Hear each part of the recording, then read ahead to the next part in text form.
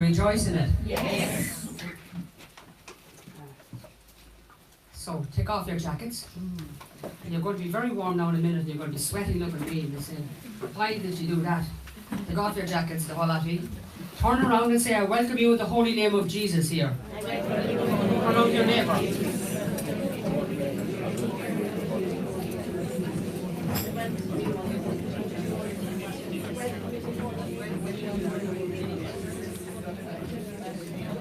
Is everybody welcomed?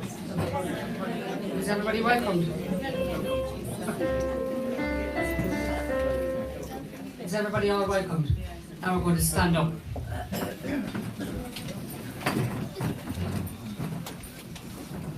Has everybody got their breakfast? Yes. You sure? Yes. We got none. We got no breakfast. So you're all full. Yes. You don't deserve anything at all today, so no biscuits up there in car, no biscuits, no nothing today. They're all too full and you all look well fed like me.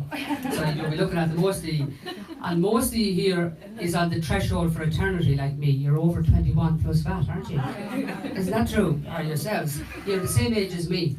Mostly. Yes. Yes. My birthday's next week and just reminded me. So, what have you got in your life up to now? How did you get this far? Through the grace of God. Isn't that right? Yes. Isn't that right? Yes. Think of your parents. Think of who brought you to this far. Well, they weren't perfect parents. No. They were not perfect. No. But they were good parents. They had their faults and flaws like me and you has, haven't they? Yes. Yes, I have. Many of them, and we have many as well. But we have to thank God for them, that they brought us to where we are. Have we children? Yes. Have we grandchildren? Yes. Well, somebody has. But we're all brothers and sisters in Christ. And the day the question is not going to ask us, and everybody's coming here for a quick, brother, pray with me, quick, 1 minute. Ask yourself, if you meet Jesus tonight, are you ready to meet him? Yes. Good girl. Really? Really? We won't go into when is the last time you were easily offended, so brother. Ask yourself, are you ready to say to Jesus, when he looks at you and asks you, what did you do for me? Can you answer him? And then you'll be able to meet him. Ask him. Ask yourself, is all that money sitting in the bank when the poor are starving, will you be able to look at Jesus in the face? I'm ready to meet him. Ask him, ask yourself, how are you getting on with your husband and wife?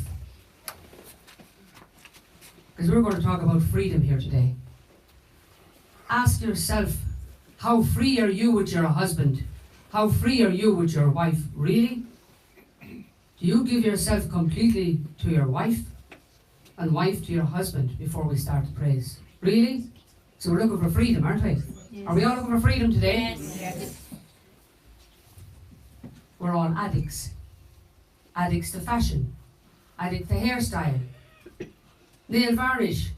Yeah. Handbags, boots, clothes. But when we stand and we go up there, I'm going to go on the fence there beside me, the cemetery's here. In that little hole, what are you going to fit in that coffin with you? Nothing, because that's a little cardboard box you're in. But your spirit goes to eternal life to meet Jesus. To the particular and the general judgment. And I was hungry, did you feed me? And I was in prison, did you visit me? When you met the person you didn't like, did you hand out to see them? Did you talk about them behind their backs when the woman became pregnant up the road? Did your tongue like a razor? In Ephesians 4 he said, let not one bad word come out of your mouth. Now we'll go back in the last week and we'll ask ourselves, are we ready to meet Jesus? What came out of our mouths? Are you ready to meet him now?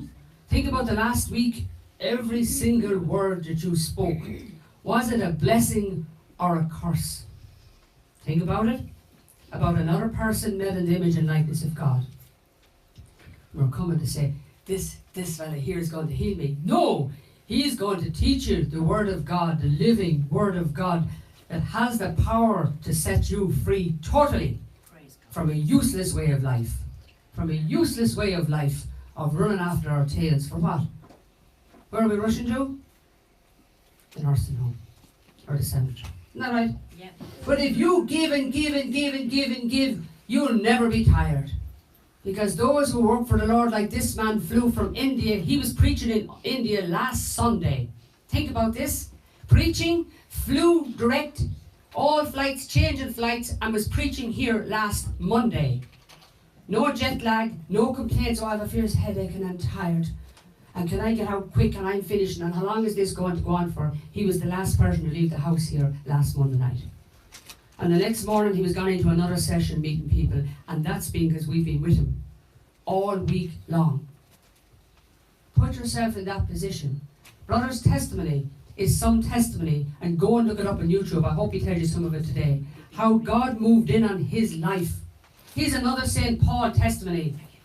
And the St. Paul testimonies, they changed their lives and they live totally 100% for Christ. And when they do and when they preach his word, they're accompanied by signs and miracles. Healing is only the custard after the dinner, folks. The steak is the word of God. Say that again. Say that again. You weren't paying attention. No, say that again. What did you say? I said healing is just the dessert after the dinner. The Okay. custard. The word of God is the steak. Yeah! Absolutely right. But we may not come for custard. You're not coming here just for rhubarb and custard. No. You're not. I've come for steak. Huh? Are you here for the steak? Oh Are yeah! you really here for the And steak? don't forget the curry on it.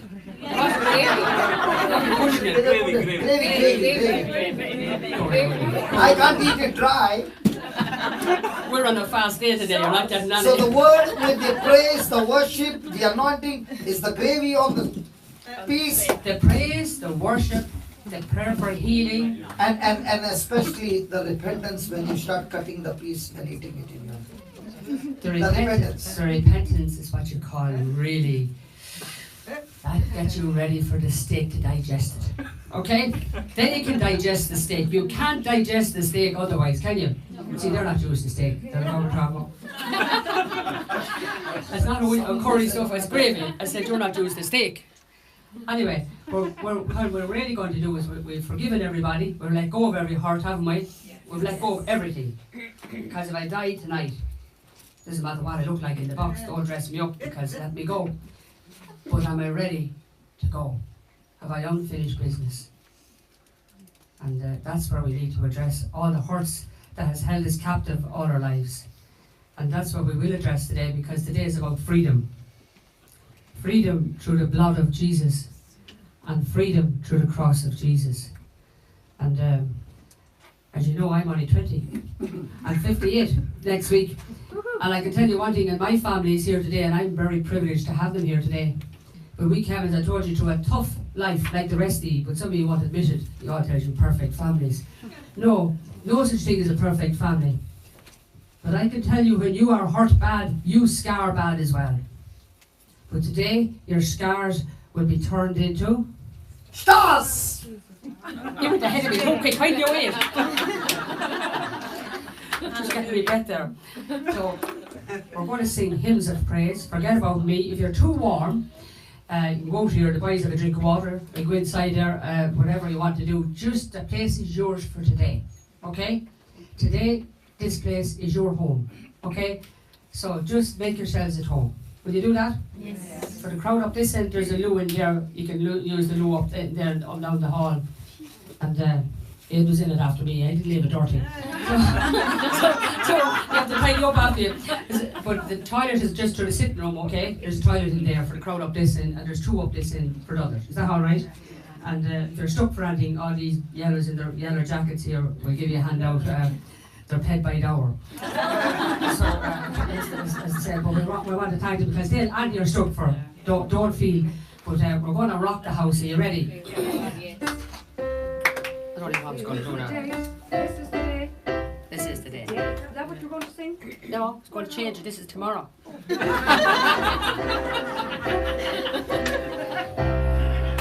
the perfect present, Barbara. Yeah? There's the perfect present.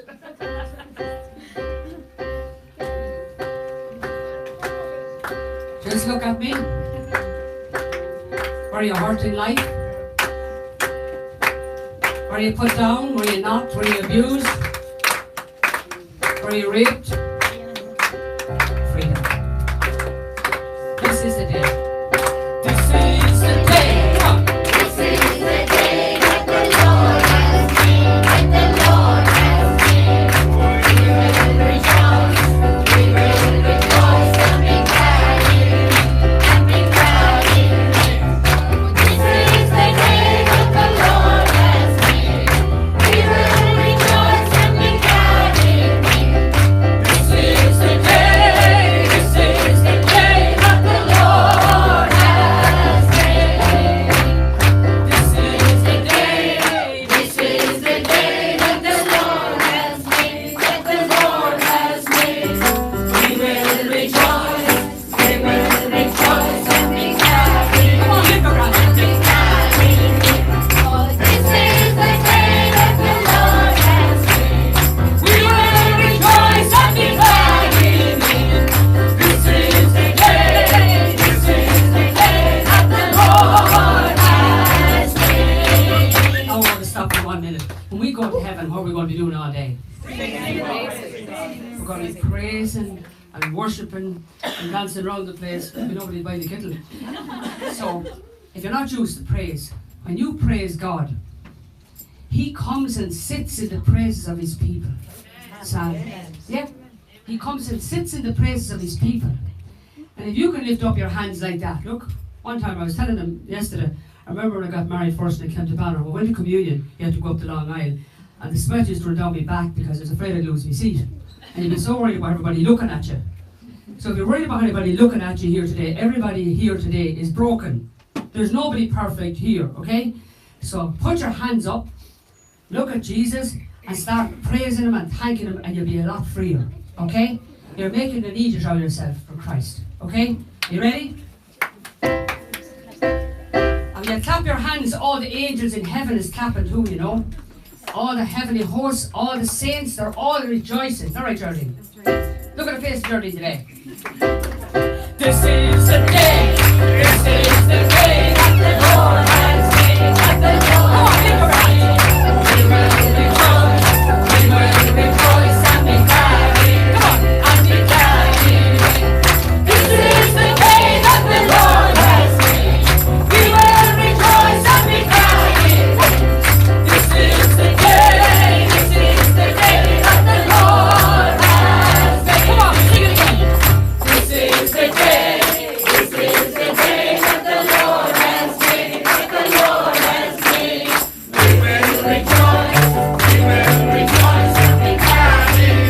And be glad in it. This is the day that the Lord has made. We will rejoice and be glad in it. This is the day. This is the day that the Lord has made. Now, have you put on your garments of praise? Yes. Right, clear to the top before you come in. Because it was all dirt. Now, our garments of praise. In Isaiah 61, am I right? Yeah, Isaiah 61. Isaiah 61:3, for a garment of despondency, He gives us a garment of praise. If you're feeling depressed, if you're feeling lonely, if you're feeling oppressed, if you're feeling miserable, and you don't want to get out of bed, well, I've been there. So this is the tablet that gets rid of it. Praise, okay? He said He'll give you the garment of. Have you put on your garment of praise? Yes.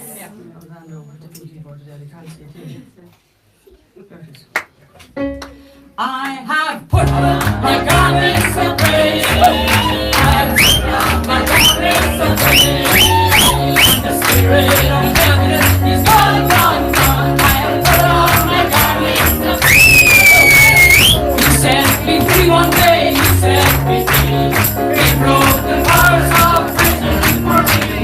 I am glory bound like Jesus to see. Praise the Lord. He set me.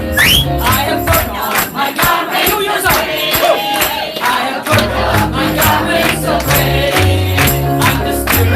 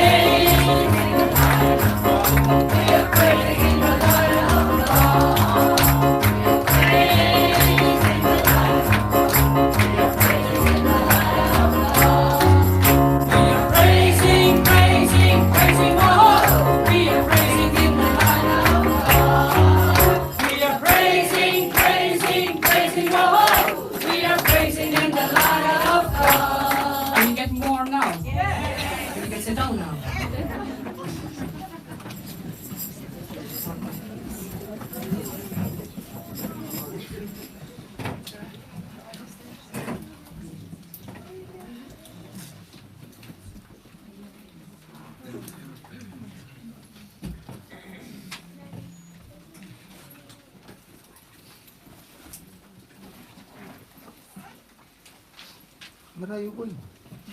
That's all? Take one sing. Take one worship.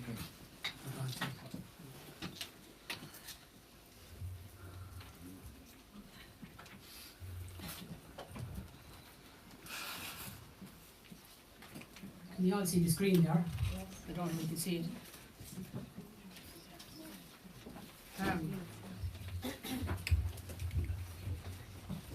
Can you see it? Yes. Okay. Hold on now. You have to help with me because these gadgets in me don't get on.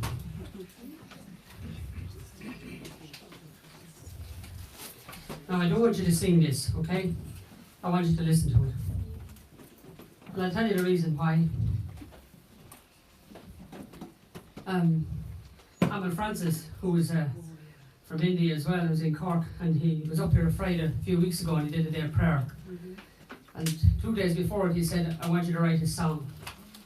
And I want you to put into it, oh thank you Lord Jesus, I can still hear his voice, for blessing those who robbed my innocence. I said, for God's sake Amal, I'm not putting in that in the song. Bless those who robbed my innocence.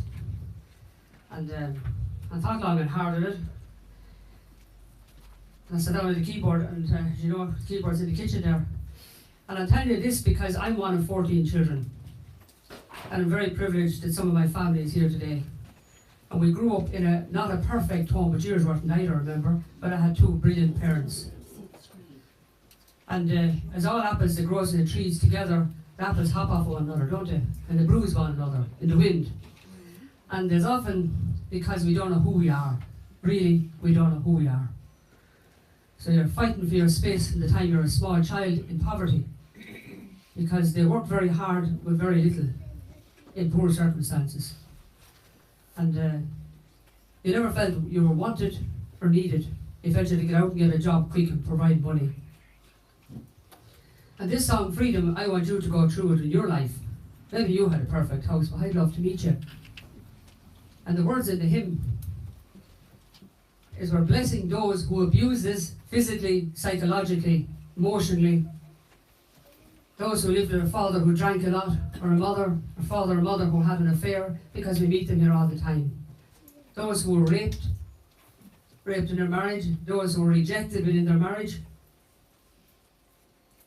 And I suppose there's not a road I haven't searched all my life to try and get through it. And it must be worse than the rest of them put together. Those who robbed my innocence. Those who took our name and talked behind our backs. Those who cursed us. Those, when we were pregnant, we didn't want the child and we tried to lose the child. So as I sat at the keyboard, I went over a hell of a lot of stuff in my own life. So you can do the same for your life. Okay? Don't mind your neighbour, and I don't want you to sing it because I want you to be healed. Okay?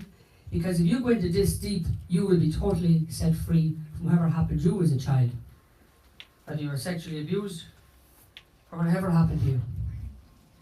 There's many forms of abuse. When you feel as a child you were never wanted, you were always put down, you were knocked down, you went to school and the teacher was a right rat in the bag, putting it mildly, and put the fear of God in you, and you're afraid to come home and tell. That leaves its mark in you in life. When you get married and you go into a marriage, you carry all that with you. I said to Brother Johnson yesterday, it's a pity I didn't meet him 35 years ago. He would have had a lot easier marriage. That's the truth. That's no laugh, that's the truth. That's no laughing matter. That's the truth in all your marriages too, if you're honest. if you're really honest, because me and Ed is no different than the rest of you. None whatsoever. And that's what I said, because when I met him in Thurles, I went to Amal Francis first to Cork to pray to be healed of sweating, severe sweating. And I'd gone everywhere. And I'd been in the Galway clinic for a week. It cost me a fortune, but nothing happened. And I went to every herbalist as well. And Amal just gave me the words of the Bible, which I thought I knew, but I didn't know it at all. You know the charismatics are charismatics for years, they go around with the Bible, but they know nothing. You know them kind of people, that's me. And Amal gave us the scripture, and he made me run down a hill in Cork and Glanmire and back up in the rain. And there was no sweat, I was puff dry. I was delighted because Ed came home, but the next morning the sweating was 150 times worse. I was bucking mad to tell you the truth, but I thought about what he was after saying about the word of God, and he cut very heavy Amal in. He wouldn't go into a conversation with you at all or an argument.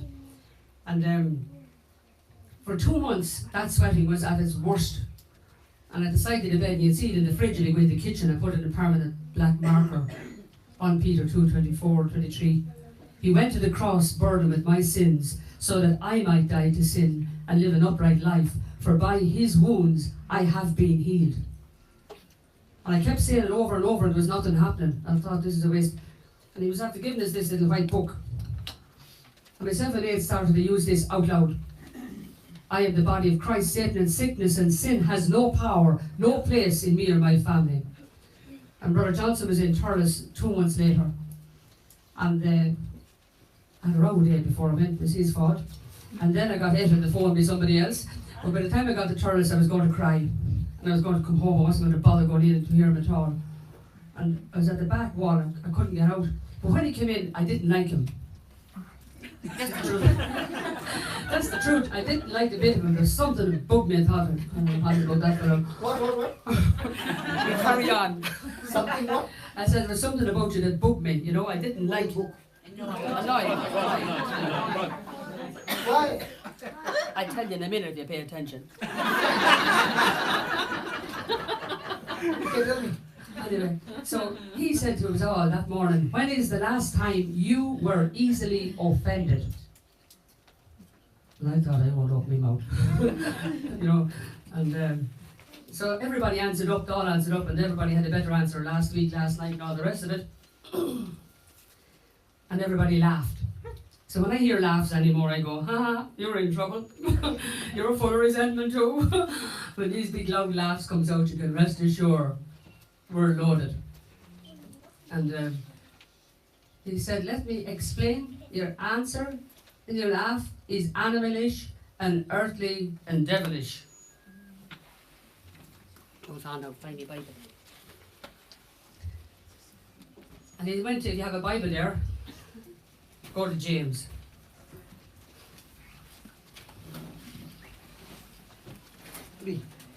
No, 3:13. Just like that. It's just with my glasses. Are very focused, so they're doubling up and they're going backwards. And any quicker on your phone, hold on. James 3, chapter 3, verse 13. James, chapter 3. Has everybody got a Bible? It's on the screen. Has everybody got a Bible? It's on the screen. It's on the screen. Yeah, I want to call it my one. 13. Who is wise and understanding among you? Show by your good life that your works are done with gentleness born of wisdom. But if you have bitter envy and selfish ambition in your hearts, do not be boastful and false to the truth. Such wisdom does not come down from above, but is earthly, unspiritual, and devilish. Where there is envy and selfish ambition, there will also be disorder and wickedness of every kind. Wasn't that a good hammer to start with, wasn't it? Yeah. The first time when he read out that, I knew I was full of bitterness. I knew my tongue was a bitter root that had held me a prisoner for many years. And that's when I started after that, the long journey, and you know the rest of it is the saying goes. And that has been a long journey since he prayed with us. Since we started putting in myself and Ian in action, what the White Book said, because the White Book essentially is not a novena, it's not a book of prayers. No, it's the Word of God that has the power to set you free. So come and tell me today everything that has happened in your life. And I'll say to you, do you want to stay on the mat, back there, or do you want to step off it like what I did? We've all had tragedy in our lives, everybody here. Nobody, there's no family hasn't tragedy. But come and tell me, well, you don't understand. You don't understand what I've been through in my marriage. You don't understand. Well, ask my husband and he'll tell you what he understands, what he's been through in our marriage. Ask him. And the only way through this mess is the Word of God. There is no other way. When you eat your dinner today, you got a big dinner, you were able to digest it, and that gave you energy to dance there. So you go to Mass every Sunday, and you receive Holy Communion, and that's your top up for the week. It's not, because your body is only a cardboard box and your spirit is starved. You'll bounce up and down with depression. You'll bounce up and down with anxiety, with anger, with bitterness. And not alone that, you'll poison everybody that comes in contact with you. But spiritually, that's why we don't see miracles. When people receive, if you receive the precious body and blood of Jesus, and you really, really, really believed, you would be healed coming out. But because our mindsets were trained, we're like dogs following cars for 30 years. That's what we were like. We have to change our mindset, totally our thoughts. Because every word we speak is a container that pours out a blessing or a curse. And when we speak a curse, one little word against the confirmation of the Word of God destroys our spirit, and it affects us through life. It affects all around us. Because in Proverbs 18:21, he says quite clearly, life and death is in the tongue, and we eat its fruits. We eat its fruits. Well, I'm after being eating them for so many years. As a tough nut, hard to live with. Why? Because of rejection, because of deep resentment, because I was sexually abused, and I blamed everybody bar stepping off the mat. And you better step up and do the same today if you want to be free. You're not going to be free any other way. There is no other way. What did Joseph do when they threw him in the well? He knew his brothers hated him when he went out to the well. But did he run around and tell every neighbour what the brothers were after doing to him? No. He never opened his mouth. And when he was put in prison, he helped all the prisoners. Did he look for higher promotion because of what he did? No. But God saw it, and he was given the highest promotion with a king. That's where I fell down. Maybe you didn't. But if you're suffering from depression here today, the quickest way out is to change your thinking. And we've seen, since we met Brother Johnson, Brother Johnson's testimony is another St. Paul. All I can tell you, he's another St. Paul. His testimony is something else. And that's why the miracles accompany him. But its decision is yours. The menu is here today. You're looking at somebody that's not perfect. But my husband, my marriage, my family, the miracles that have taken place has been phenomenal. Ask me, where'd you get the fancy keyboard? Well, that was bought for me. Ask me who had brought Brother's headset. That was bought for us. Ask us who supplied the radio desk. That was supplied. Why? Because God is doing something new, and he must be stuck to come here in the middle of nowhere. He's calling every one of you out of your comfort seat and say to you, you're dying because of lack of my word of God. My people, he said, are starving. They're starving spiritually. When your spirit is starved, your whole body is affected and manifests in the body. When your spirit is not right, you are miserable. You have no joy in your heart. When you have a proper sound mind and spirit, no matter which the enemy does, and don't get yourselves wrong, Satan is alive and well, because in Ireland we think he doesn't exist. But he does. And he's an evil spirit, and his job is full-time to destroy families, to destroy marriages, to get rid of you, to really take every piece you have. But when Jesus was in the desert and he was tired, what did he do when Satan offered him everything? He said, it is written, man does not live on bread alone, but on every word that comes from the mouth of God. Think about it. We were brought up, when you go out, you work quick. And my mother and father, creditors hadn't the money, but none of us was in college, only one of them won a scholarship. You know what? Life is the best college you'll ever get. I thank God today everything that has ever happened to me, because you know what? We've seen more miracles in the last few years myself today than I've ever seen in a lifetime, of people's lives being totally set free. Nothing that we can do but the power of the Word of God. When we were in Medjugorje a few years ago, and I told you before, we were praying in the apartment and a man came in and he half sneered at us. He was an out and out alcoholic. And he asked us to pray with him. We didn't know what to say to him. But in my spirit I said to him, the stone that was rejected by the builder stone has become the cornerstone. And then he sat down and started to cry. He always wanted to be a Christian brother, but it wasn't good enough for his parents. And eventually he left it and got married, and the marriage broke up and became an alcoholic. That's a good few years, I don't know how long he'll tell you. But he hasn't drank since. What set him free? God. The Word of God. Not another thing. He hasn't drank since the Word of God. So I can't say to you enough to read it. So I'm going to sing to him freedom. And just go into it. Who condemned you? Who knocked you as a child? Who bullied you? Who fought with you in the workplace? Think about it. Fighting over wills. Fighting over land. Fighting over farms. For God's sake. We cannot bring it with us. We can't bring it with us. Get up here.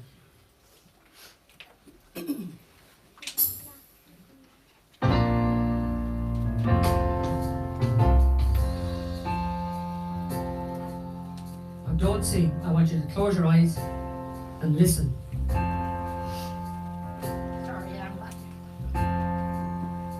If you're too warm, open the window. If you want to go in or out, go in or out. Nobody's going to mind you.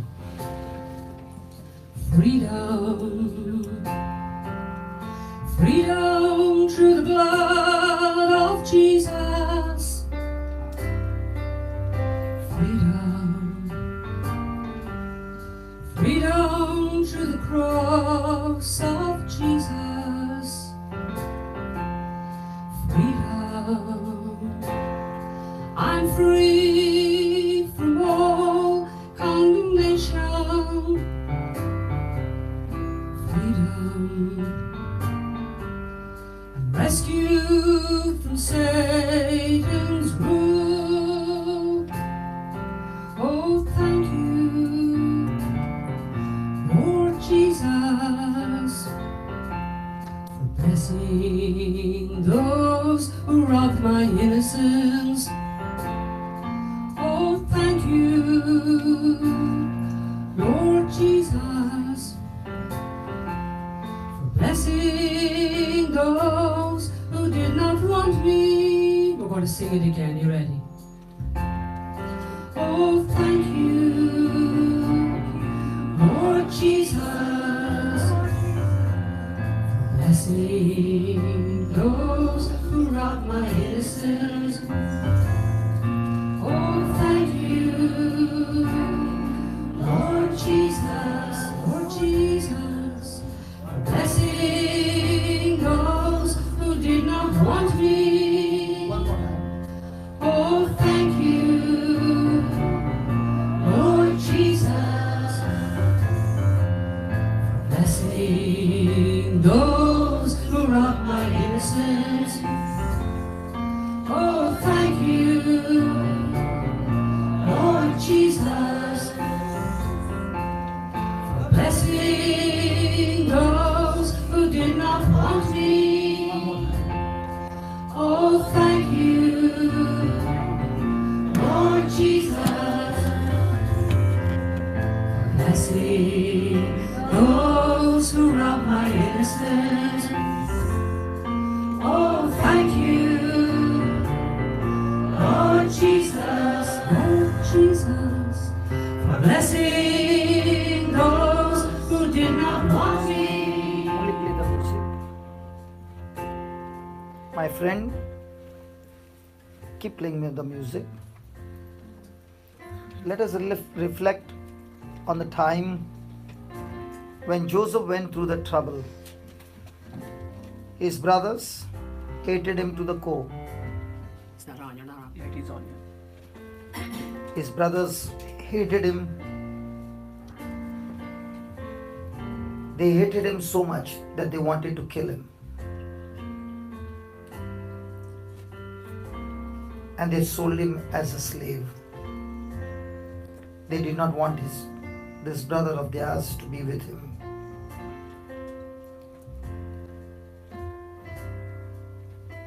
This world teaches you that what others do to you rules over your life. Today, if you are in a mess, it's because of somebody doing something against you. But Jesus is here and He's saying, my child, if that was true, when I went to the cross, I was innocent, I was right, and yet there were so many things done to me, so many painful things, but that did not stop me from loving and forgiving them. And it was my decision, my response to them, that changed the situation that came against me. Yes, I was falsely accused. Yes, I was a victim in their hands. But my very decision to forgive and love and bless and pray for them turned me into a victor. In the same way, my friend, whatever you have gone through in life,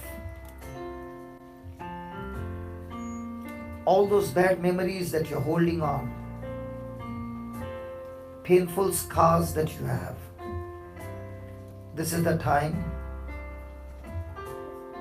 the same Lord Jesus is saying, as I said to my Father, Father, forgive them, for they know not what they are doing. That same grace, that same love, that same mercy I have given to you. What is your choice? What is your response to what they did to you? Because your response decides whether you will live all your life as a victim or your choice will make you a victor. Talk to Jesus. He is here in our midst. He loves you. And He who has forgiven you and me of so much more, that same Lord Jesus is saying, are you willing to forgive and let go of that person? Are you willing to hand over that person to me? Because I am His judge. You are not His judge. Satan has deceived us.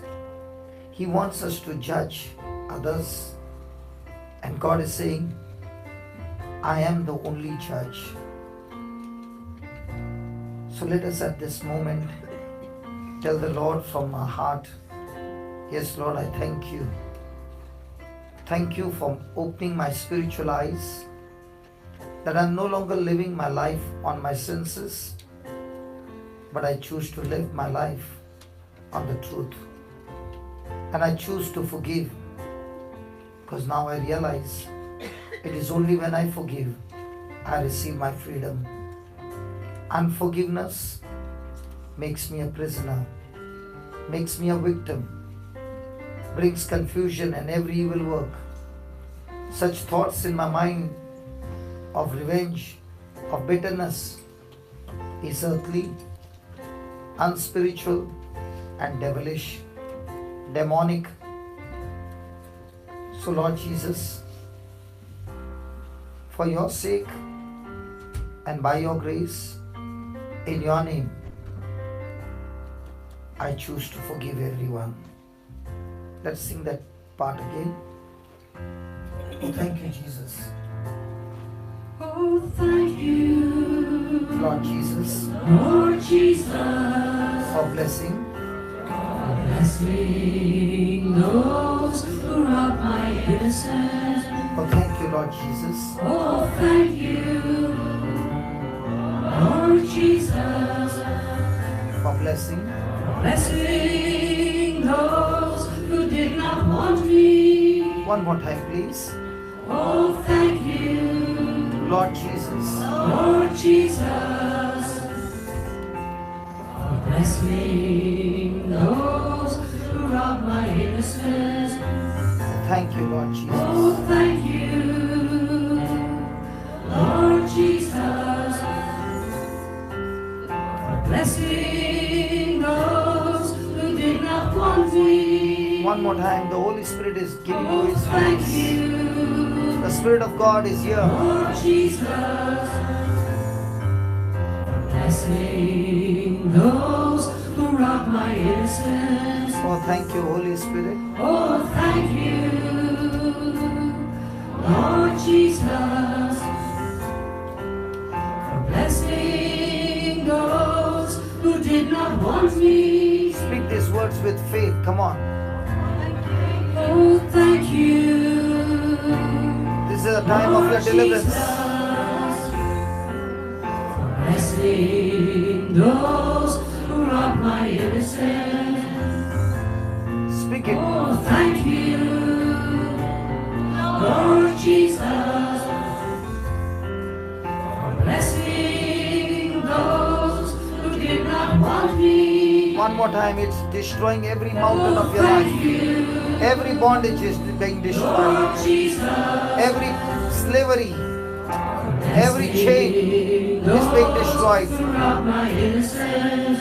Oh, thank you, Lord Jesus. Oh, thank you, Yes, Lord Jesus, Lord Jesus, for blessing. blessing those who did not want me. Come on, one last time. Come on. Oh, thank you, Mean every word. Lord Jesus, For blessing. blessing those who rob my innocence. Oh, thank you, Lord Jesus. Oh, thank you, Yes, Lord Lord Jesus. Jesus, for blessing those who did not want me. Freedom. Freedom, freedom through the blood of Jesus. Freedom, freedom through the cross of Jesus. Freedom, I'm free from all condemnation.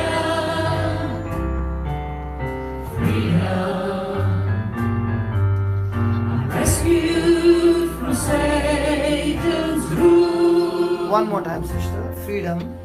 Freedom, Sing it. I'm freedom through the blood of Jesus. Oh, yes, freedom. Freedom, freedom through the cross of Jesus. Freedom, I'm free from all condemnation. Freedom, I'm rescued from Satan's rule. Next one. Oh, thank you, Lord Jesus, for blessing those who hated me. Oh, thank you, Lord Jesus, for blessing those who took my name. Oh, thank you, Lord Jesus. Oh, thank you, Lord Jesus, For blessing those who hated me. blessing those who hated me. Oh, thank you, Lord Jesus. Oh, thank you, Lord Jesus, For blessing those who took my name. blessing those who took my name. Oh, thank you, Lord Jesus. Oh, thank you, Lord Jesus, For blessing those who hated me. blessing those who hated me.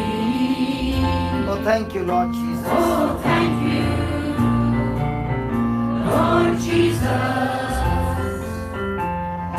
blessing those who took my name.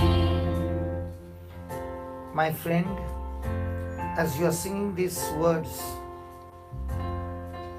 talk to the Holy Spirit and tell Him, Lord, I just heard the testimony of our precious sister, and she made a decision to forgive everyone.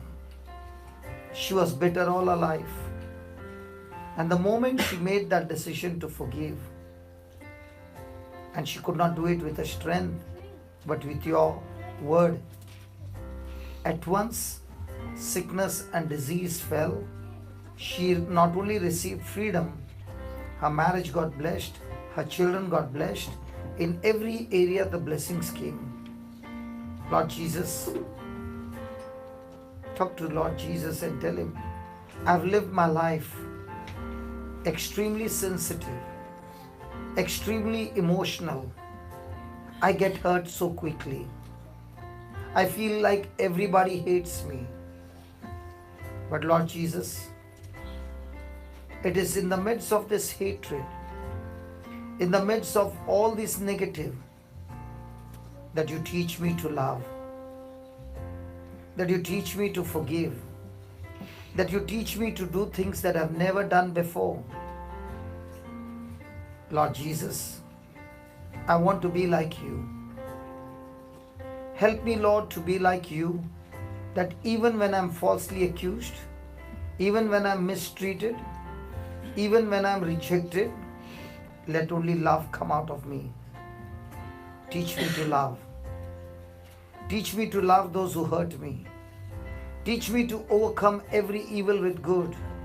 Teach me, Lord, to repay not evil for evil, but repay with goodness, repay with kindness, so that I become more and more like you.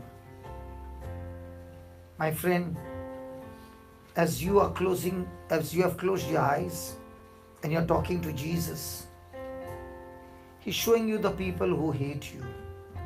They still hate you. They still don't talk to you. They still come against you. Look at those very people. These are the people that God has put in your life as an assignment for you to win them for the kingdom of God. The jailer put Paul and Silas into the prison and into the most inner prison. Paul and Silas began to praise God. There was a massive earthquake, the chains flung open, the doors flung open. Paul could have walked out of that prison. But he knew that this jailer who put him in the prison, if Paul would walk out, this jailer would be put to death. Paul stood his ground. And when the jailer believed that the prisoner had fled, he was about to kill himself. And Paul said, "Do not harm yourself. I'm still here." This is God's presence. This is God's love. This is God's action. And in this, the Lord gives us the strength. My friend, whoever hates you, and you have always retaliated, this is the time to close your eyes and talk to the Lord. The Lord is spirit, and we talk to God in spirit with our heart. Talk to the Lord and tell Him, Lord, these are the people who have hated me all my life. And I always try to avoid them. But from now on, Lord, I make my mission that I will not only love them, I'll go out of my way. And the more they torture me, the more you will teach me to love them. And this love will cancel hell for them. This love will bring a transformation in their life. I now do understand, Lord, that my assignment in life is to win souls, and especially those who come against me. So this is the time I make this choice, and I declare my mission for my life, that Lord, I want to thank you And I believe as I've forgiven them, those who hated me, I bless them and you also bless them, Lord. Those who used different lies to spoil my name, and it cost me so much of damage. But today, Lord Jesus, imitating you, I too make a decision to forgive them and love them and bless them. My friend, in every day when we come to the Bible, there are three things. The Bible gives us the message, but the meaning is not known. The preacher comes and takes that passage and gives you the meaning. So all these two things are from God's side, the message and the meaning. But now comes from your side. What is going to be your response? What is going to be your mission for your life? And this is a time to make decisions, to tell the Lord, yes Lord, I choose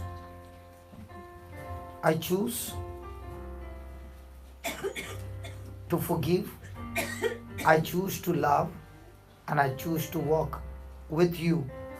And this love of mine, this forgiveness of mine, this kindness of mine is surely bringing the change in those who hate me, and their lives are being changed. Thank you for showing me my assignment, Lord. Might be my spouse, my in-laws, my neighbors, my children, my colleague in the office, so many people, so many different relationships. Let us make that mission.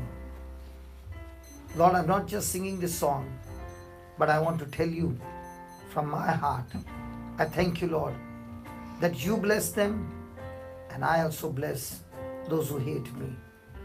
I also bless those who have spoiled my name, and they continue to spoil my name. Lord, the action is not my business.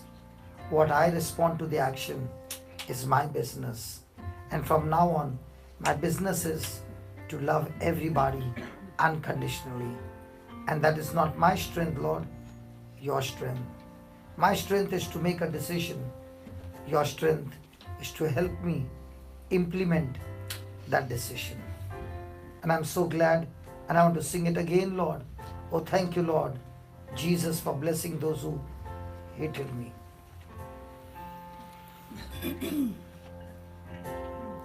Oh, thank you, Lord Jesus, Lord Jesus, for blessing those for blessing those who hated me.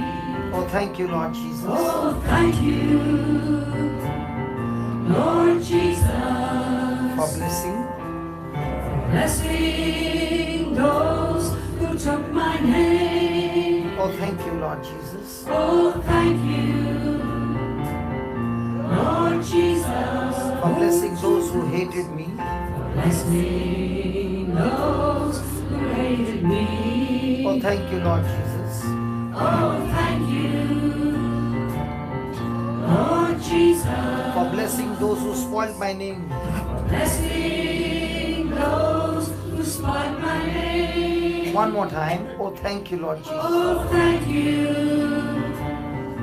Lord Jesus, for blessing those who hated me. blessing those who hated me. Oh, thank you, Lord Jesus, Oh, thank you, Lord Jesus, for those who spoiled my name. blessing those who took my name. And therefore I sing freedom. Freedom, freedom through the blood of Jesus. Yes, Lord. Freedom, freedom through the cross of Jesus. Freedom, I'm free from all condemnation.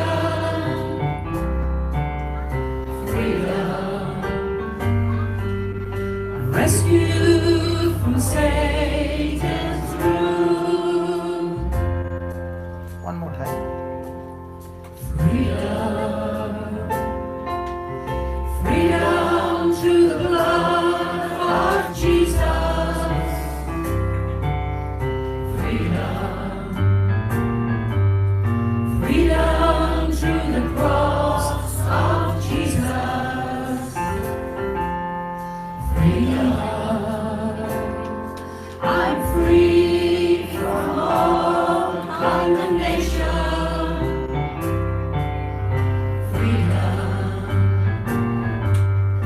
Rescued from Satan's rule. Oh, thank you, Lord Jesus. Oh, thank you, Lord Jesus, For blessing those who abused me. for blessing those who abused me. Oh, thank you, Lord Jesus. Oh, thank you, Lord Jesus, For those who tried to kill me. blessing those who tried to kill me. Oh, thank you, Lord Jesus. Oh, thank you, Lord Jesus, Lord Jesus, For blessing blessing those who abuse me. Thank you, Lord Jesus. Oh, thank you, Lord Jesus, For those who tried to kill me. blessing those who tried to kill me. You speak. Sing it, we're saying. On that abuse and kill. You Oh, Sing it. speak about. so at this point, oh, thank you, Lord Jesus, for those who abused me. Not an easy one, is it? Can you put your right hand up? And we'll go back to our childhood. For those who sexually abused us. For those who sexually abused us in our teenage years. And we're going to bless them today. We're going to walk free. We're never going to be held captive anymore. We're putting our hands up today for those who abused us. Thank you, Lord Jesus, for blessing them. Thank you, Lord Jesus, for blessing those who abused me. Come on, say it. Thank you, Lord Jesus, for blessing those who abused me. I will say the next Lord part. Jesus, I forgive all those who abused me. So in your name, Lord Jesus, I forgive all those who abused me. Say it after me, Lord Jesus, in your name, I forgive all those who abused me. Lord Jesus, in your name, I forgive all those who abused me. We're going to go back again. We're going to bless those who abused us. Go back when you were a small child. Give it to Jesus today and don't bring it out of this place. Don't be a prisoner anymore.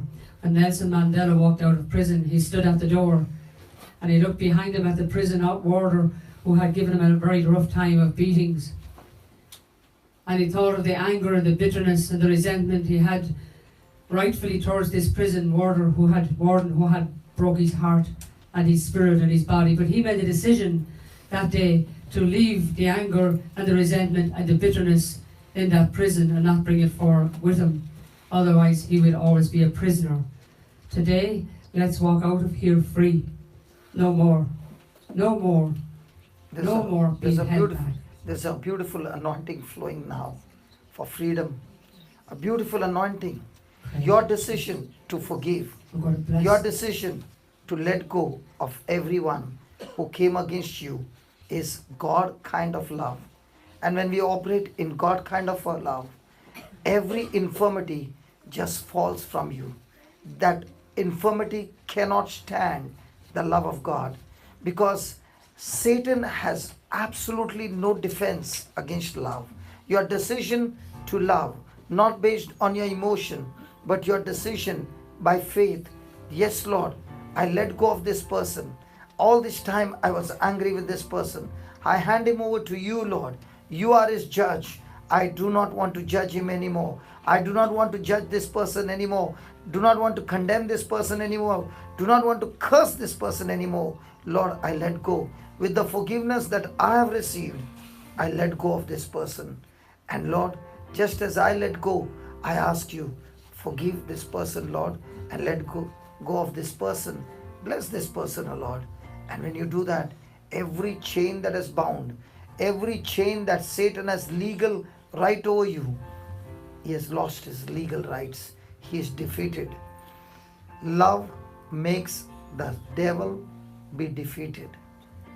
And this is the time the love of God is flowing in our midst. The love of God is flowing in our midst. No matter how bad the situation is, your one decision to love, your one decision to forgive, your one decision to set that person free begins to change your whole atmosphere, changes your whole bondage. The chains are broken and you are set free. Joseph got promotion from God, favor from God, because in every relationship that he went through, there was only unjust treatment.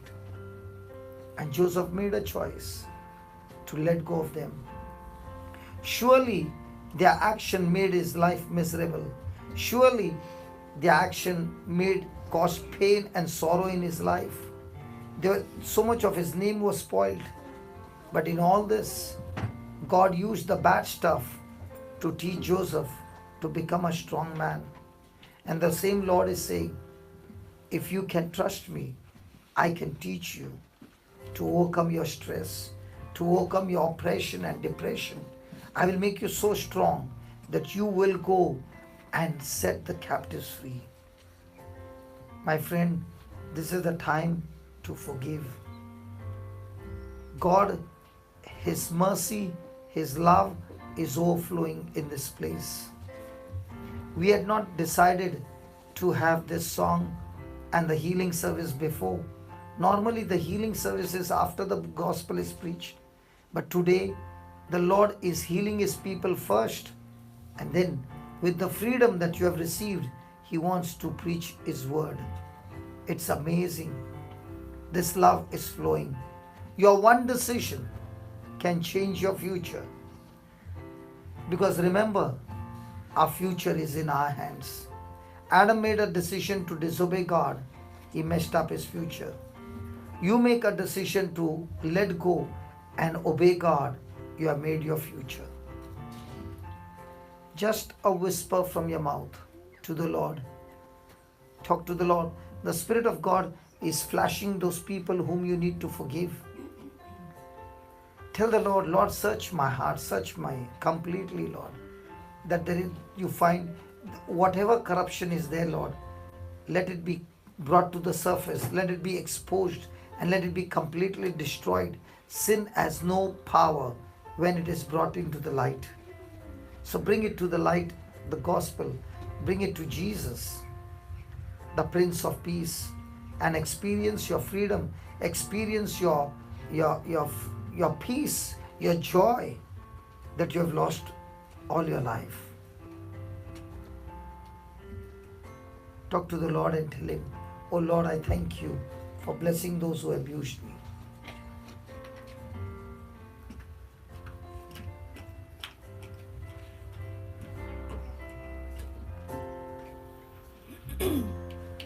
Oh, thank you, Lord Jesus, Lord Jesus, for blessing. Put your hand up. Those who abuse me. Give them a double blessing. oh, thank you, Lord Jesus, For blessing those who try to kill me. oh, thank you, Lord Jesus, Blessing those who abuse me. oh, thank you, Lord Jesus, Blessing those who try to kill me. Oh Lord, your love is melting all my pain.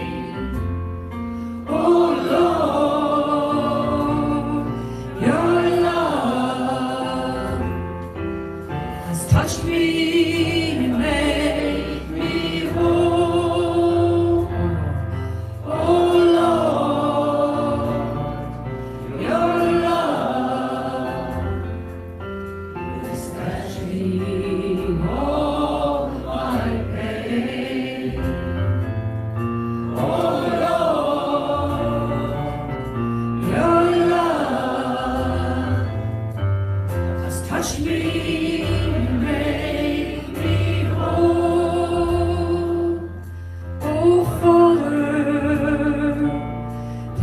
forgive them. They know not what they do. Oh Father, please forgive them. Don't hold this sin against them. Come on, shout it out. Oh Father, please forgive them. They know not what they do. Oh Father, please forgive them. Don't hold this sin against them. Freedom. Come on, you're free now. I'm free through the blood of Jesus. Oh, yes. Freedom. Freedom through the cross of Jesus. Freedom. I'm free from all condemnation. Freedom. I'm rescued from Satan's rule. Come on, keep going, E. I'm rescued from Satan's rule. Are you sure you're rescued from Satan's rule? Is all the depression gone? Is all the anxiety gone? All the physical sick symptoms in the body that I had for many years? Is your bones free? Are your bones, all your arthritis gone? Praise God. Praise the Lord. Hallelujah. Come on, let's give the Lord a big hand.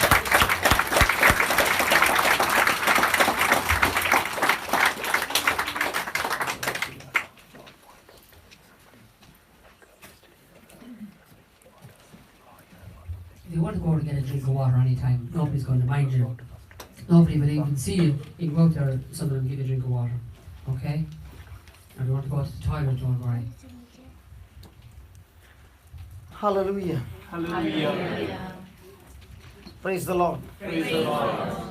Today we are going to study a very powerful topic called how to cooperate with God. And you will be surprised when you look into the Bible that after Jesus has finished his work on the cross and he rose from the dead and is gone to heaven, he has given the mission to his apostles. And from the apostles, it's been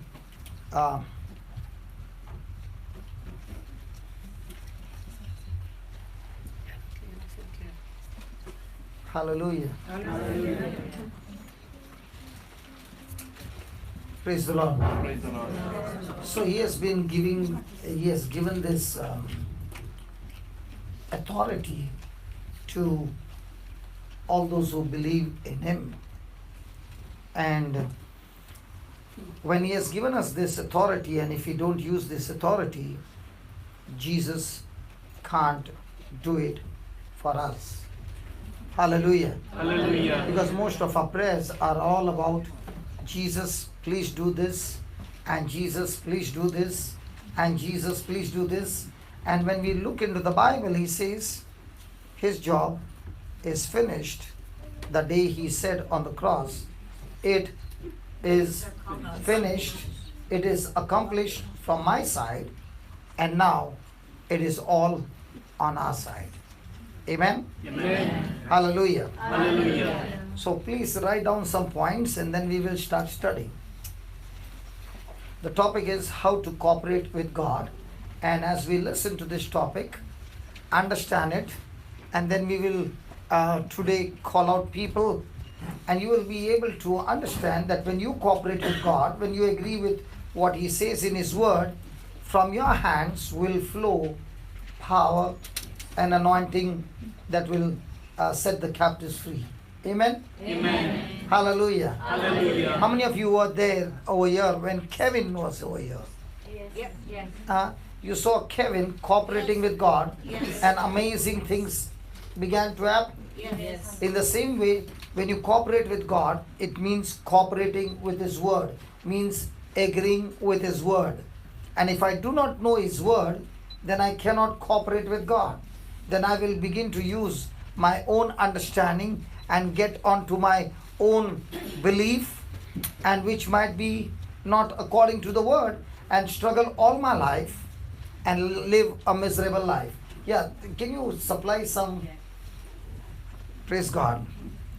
The next time you must always remember, whenever you come to this place, there will be no healing service only. There will be first the teachings, and for teaching there will be some notes given to you, so that these notes are truths. That's why Jesus said, when my word abides in you, you shall know the truth, and the preacher will set you free. Praise God. Truth will set you free. The truth or the preacher? But that's not what we believe. We believe it has to be done by the man of God, and that's why we keep chasing the man of God and not the truth. And the man of God does lay hand, and does the healing takes place. But after a few weeks, the symptoms come back, and then the man of God has gone back to his country, and now you are once again in trouble because you have not known the truth. Because none of us are immune to Satan's attack. He's going to come and attack us again and again. But if we know how to pick up the gun and shoot with like a sharpshooter, he doesn't come to mess with you anymore. Amen. Amen. He will try some other strategies. Hallelujah. Hallelujah. So we are here that God will teach us how to kill. Praise the Lord. Hello. I love to tell people, where have you come from? They will say, I went to church and I came from church. What did you learn today? How to kill. Kill what? Sickness, disease, and every work of the devil. Hallelujah. Hallelujah. I was in, I think, Australia, and there was this man. He was in his 80s with a walking stick, and he started walking, and I said, you don't need the stick. He said, no, I need the stick. I said, what for? Now you can walk. He said, no, when I walk from now on with the walking stick, I'll walk with my stick on top. So I said, what will that happen? What will that make? He said, people will ask me, how come you're not using the stick the way it has to be used? I'll say, I went to church, and in the church they taught me how to use the stick. So the person will say, I did not understand. In fact, I went to church taking the stick support, but when I came out of church, I got Jesus support, and the stick is the head of Goliath that I'm taking around to show the people, come to church and learn how to kill Goliath, and take your head, the head of Goliath, and be a testimony everywhere you go. Hallelujah. Hallelujah. Isn't that good? Yes. Praise God. Okay, write down. Knowing how to cooperate with God, knowing how to cooperate with God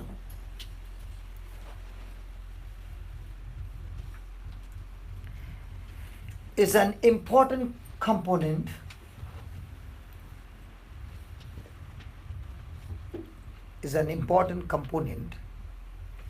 in seeing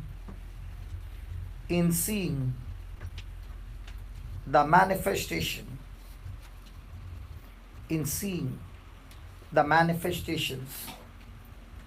of the finished works of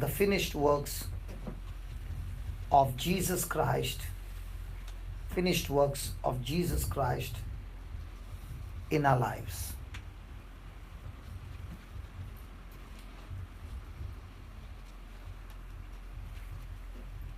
Next one.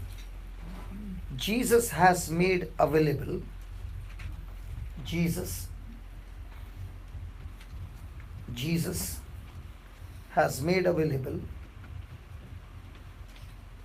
everything we will ever need in life.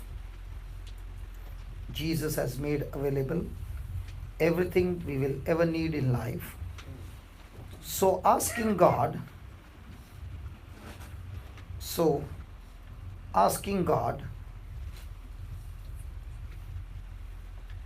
to do something, He has already done. So asking God to do something He has already done is an indication of unbelief. It's an indication of unbelief.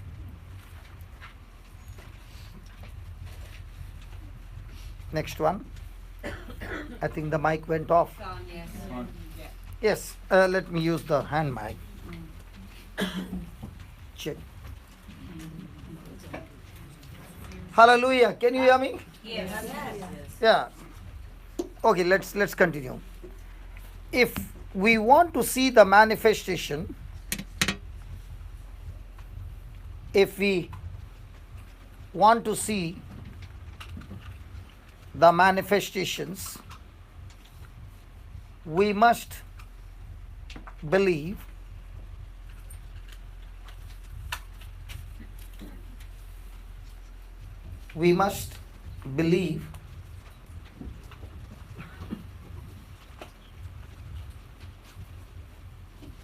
Did you change the battery? Yes. So the problem was with the battery, not with the equipment. Okay, praise God. We'll remember that when we'll study. If we want to see the manifestations, we must change the battery.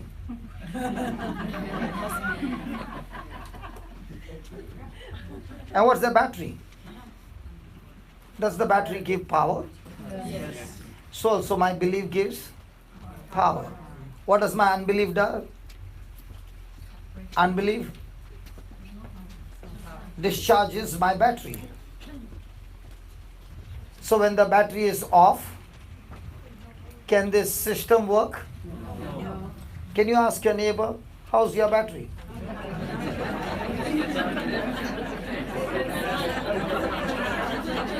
What's your neighbor saying? Charged with belief or unbelief? Charging now. Where there is unbelief, it won't work. You can pray the whole day, it won't work. The real challenge is of believing. So, if you want to see manifestation, we must believe. But doubt, right on, but doubt cancels out belief. But doubt cancels out belief and shuts us down. And shuts us down.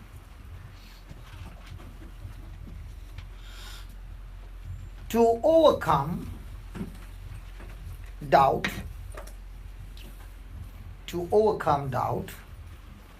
it is necessary to disregard what religion has taught us. Now hold on that word religion. Let me explain, okay? Don't jump to a conclusion, okay? Hello? Yes, good. It is necessary to disregard what religion has taught us and go to the Bible to learn what we really need to know in this area.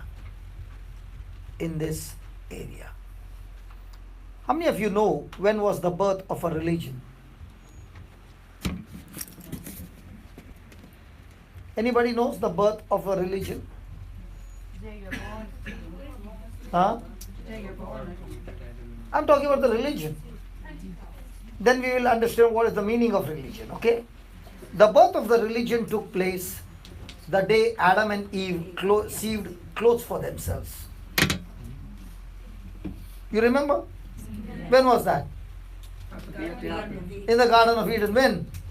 They said, When they disobeyed God and they saw the glory is gone and they are naked, they took fig leaves and made clothing for themselves. They covered up themselves. Praise God. Believing what? It's covered up.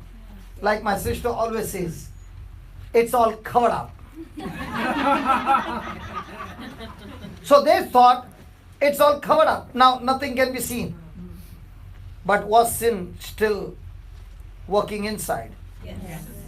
And religion is a person who thinks that it is all covered up with his own understanding and is never set free. The only thing that sets us free is the Word of God that speaks to you the truth, and the truth sets you free. Religion will make you feel good on the outside, but your life is still miserable on the inside.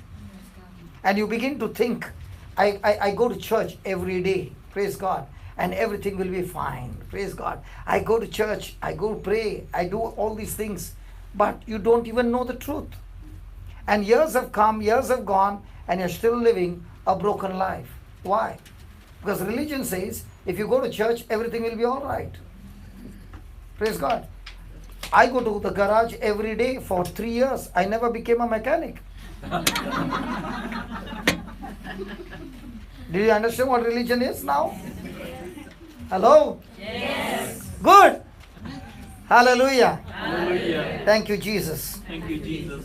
Praise the Lord. Praise the Lord. Hallelujah. Okay, write down some more points and then we will start studying. And I believe today, bondages will be broken, strongholds will be broken, the truth will set you free, and you will begin to know your identity in Christ, and you will walk strong and bold and courageous and have victory over every trial and every situation of your life. Because now you understand it's not God's work, it's my job to do it, and my job is to believe in the Lord's words. Praise God. Okay, write down. If we believe, God will team up with us. I like that. God will team up with us to bring to pass manifestations of His power. When are you writing? I've written it. Oh. Manifestation of His powers. You know, the next time what you must do? A person who doesn't write, you must tell that person, please go home. Classroom teacher. Do you know why? I'll tell you why. When a person understands that this truth can not only set me free, but these truths when I apply, I will live a life of a victor. 2, I can go and do the same in other people's life.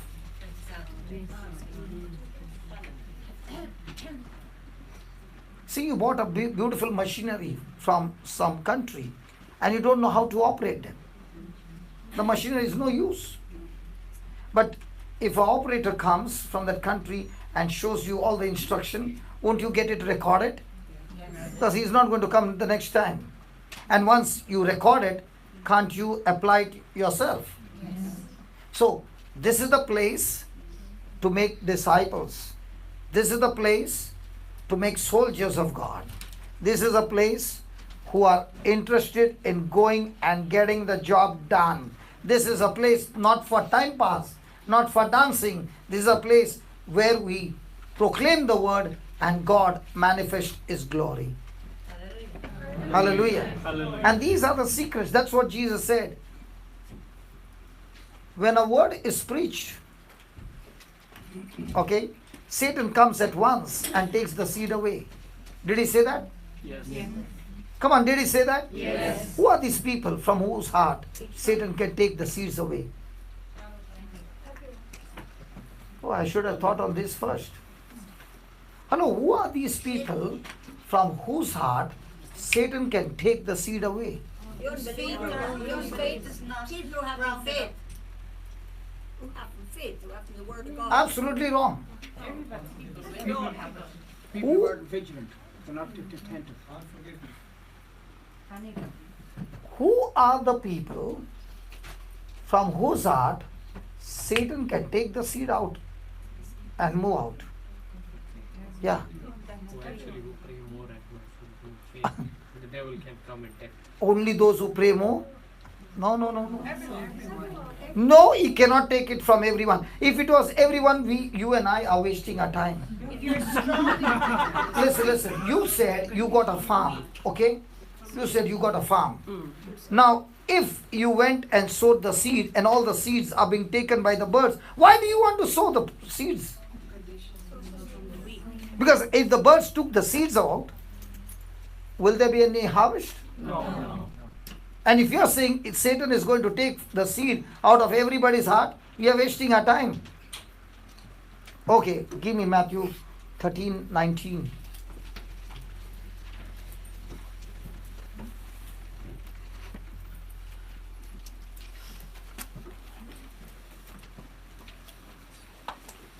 When anyone, read it please.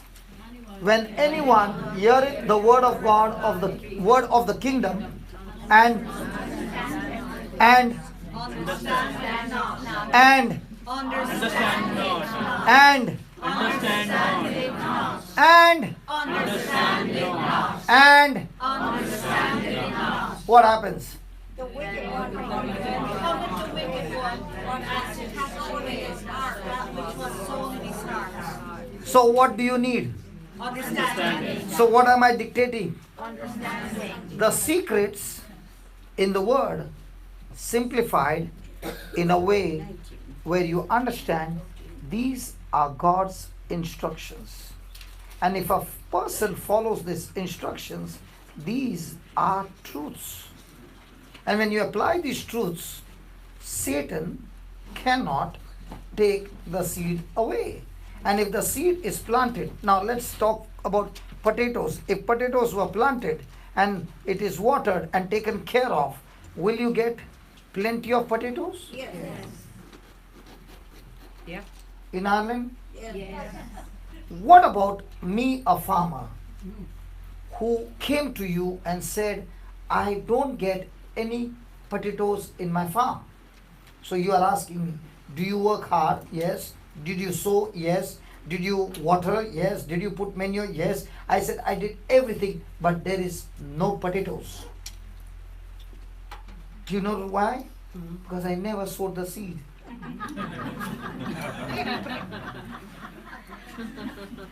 Can the person get potatoes? No. In the same way, what is the seed? The word of God. So what you are writing is the word of God simplified, given to you as an instruction. So now, do you have the seed? Yes. And if you plant it, water it, manure it, protect it, will that seed produce an harvest for you? Yes. So do you need to go and search for a preacher? No. No. When you got a seed and you have understood it, the devil cannot touch you. Hallelujah. Hallelujah. Okay, let's study that a little bit more, because I thought you were well versed with that. Okay, first category was the seed that fell along the pathway. Second category, On the rocky ground. on the, you are looking there on the rocky ground. On the rocky ground. Don't put it. Who are the ones who went where the seed fell along the rocky ground? Mm-hmm. They heard the word, but went the other way. They had the word, but they went other way. Mm-hmm. Who are the ones who have got a rocky ground? They're not sure. They Don't- believe without Don't faith. Don't have faith. There is no. My God, this is the foundation. And Jesus says, if you don't understand this parable, how will you understand all the other parables? Come on. Who are the rocky ground? Person don't have faith. Don't quite understand. The boy. Sorry. Yeah, why did it die? That's what. So who are these? Who are these? Who are these? There's not little faith. Come on. Okay, Don't believe. okay, let's go to Mark. I'll show you. Which answer is the best answer? What Jesus gives or what I give? Jesus. You want my answer or Jesus gives? So let's ask Jesus. Jesus, who are the ones where the seed fell on the rocky ground? Mark chapter 4.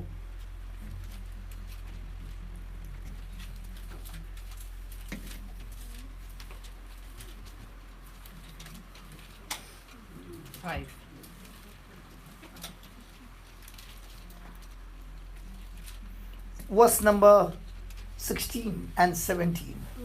The rocky ground. And those likewise who were sown on rocky ground. Those and these are they likewise which are sown on stony ground, which when they heard the word immediately received with gladness. Praise the Lord, sister. Praise the Lord. Praise the Lord. You have to see the Hallelujah. Praise the Lord. When you go back home, praise the Lord. Hallelujah. Praise the Lord. Have you ever seen people coming from here. some center after the retreat, after the seminar, after a spiritual Charismatic. journey? Hallelujah. Praise the Lord. Hallelujah. Usha baba kiti baraba. And the next day, No, let's see the next line. And they have no root in themselves, and so endure but for a time. Afterward, when affliction or persecution. Now, affliction and persecution is not their fault, okay? There are some. How many of you believe there are many troubles that we are the cause? You made me African now. At least I was little fair. You switched off the light, now I've become like an African. it's all how you think. No, here on the camera. I pour back on. Yeah, just put the light. Don't make me so. I'm just trying to light the up a bit. Yeah, now see, I've become right. Others, those people will think, is he Brother Johnson from India or from Africa? Then I'll have to say, this is all because of her. Hallelujah. Now, if you come here and stand and the lights are off, you will look like an Indian.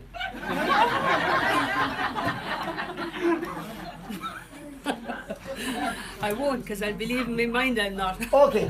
When affliction or persecution arises for the word's sake, immediately they are Offended. So this sister of mine, she confessed and she said she has been in the charismatic for the last 30 years and she has been going around and she has been a leader. Now, was the seed in a good soil or a rocky soil? Rocky. My God, look at them. Everybody, not one on your side. Now, if it is a rocky side, will she produce the harvest? No. So, when I'm offended, when something comes against me. Now, there are two kinds of storm. Here there is an affliction. Affliction is something that has come against me, not my doing, but it has come against me by satanic force. How many of you believe there are two kinds of storm? One which I create and one which Satan brings. Most of the time the storms are what? Satan brings or I create? Praise God. There are actually three kinds of storm. One is the one which I create, like the prodigal son. Two is which Satan brings, like when Jesus was sleeping in the ship, there was a storm. Now Jesus did not do any disobedience, but the storm came from Satan. The third one is like the Israelites. The Israelites had a land flowing with milk and honey, and they were supposed to go there.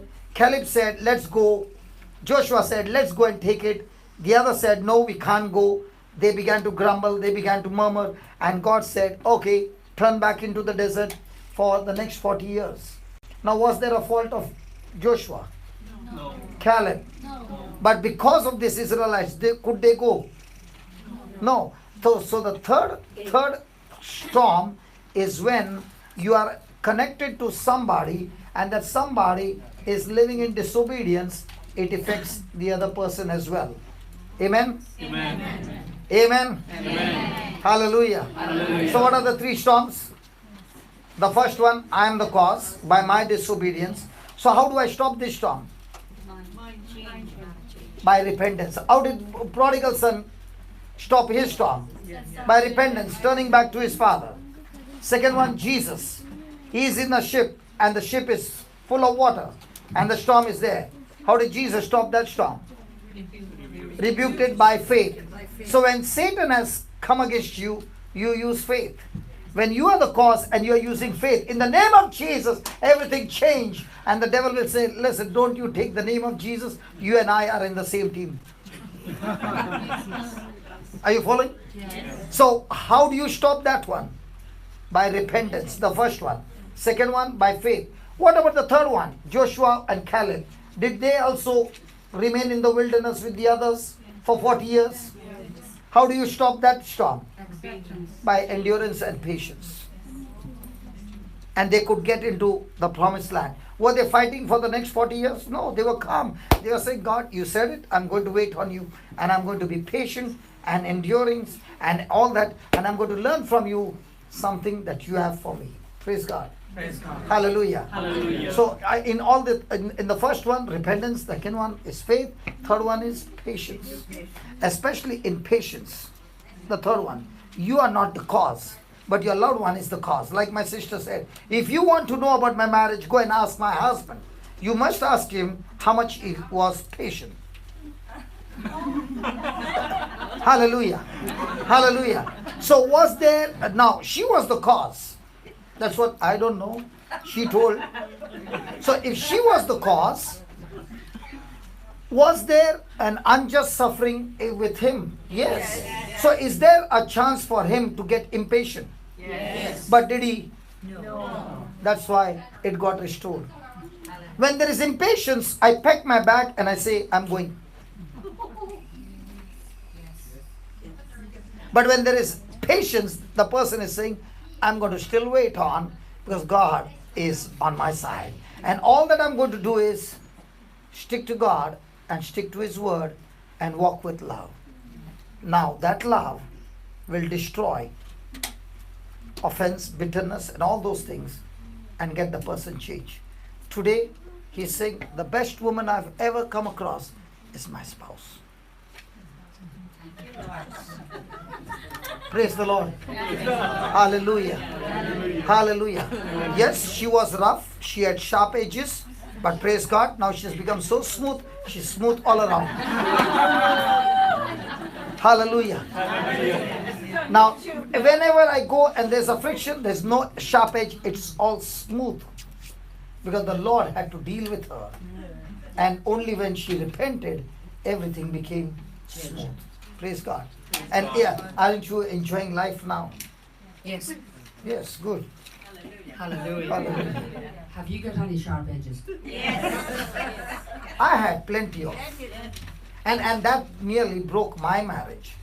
Till the Lord had to teach me that love is what will make your marriage the foundation and strong.